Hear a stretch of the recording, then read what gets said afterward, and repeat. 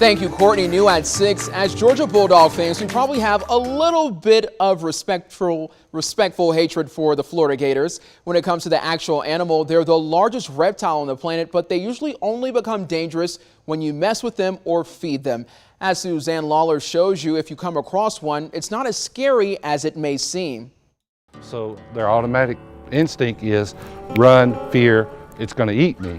Macon Bib Sergeant Clay Williams understands that humans tend to shudder when they see the scaly creatures, and it's not uncommon for the sheriff's office to field a few calls a year about alligators. Our average is around about 5 a year in Bibb County. This fella lives in a pond at the Okmulgee Mounds National Park, but mostly keeps to himself. But in 2020, a Twiggs County family found a 10-footer lounging in their yard. And Clay himself even had to wrangle with a 4-foot beast at Carolyn Creighton Park a few years back.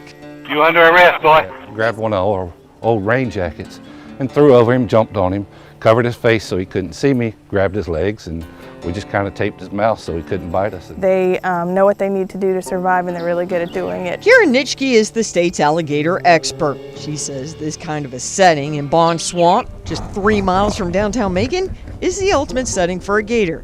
But keep this in mind, gators typically live a bit south of the fall line, which runs through Columbus, Macon, and Augusta. And so if you're near somewhere wet, you're likely going to see an alligator if you're within their range. Which includes the numerous rivers in our area. Right, but you can think of rivers as kind of like highways for alligators, you know, it's kind of their main thoroughfare. All of this is not a reason to panic. Gators have plenty of things they prefer on their plate than people. You know, they'll eat things that have already been dead, so they clean up in that way, but they'll eat fish, turtles, snakes, deer, wild pigs. I mean, they'll eat anything. Except us. Except us.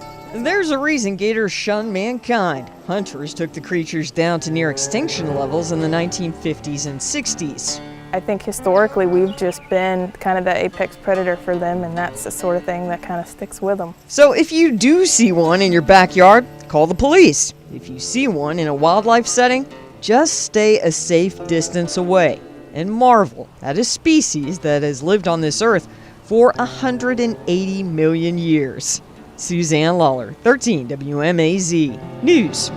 Wow, another phenomenal story by Suzanne. That's some very interesting stuff there. Nitschke says, like a lot of wildlife species, alligators are also suffering through a loss of habitat space, but she calls them a conservation success story. The population is so strong that the state of Georgia has a lottery hunt for them every year.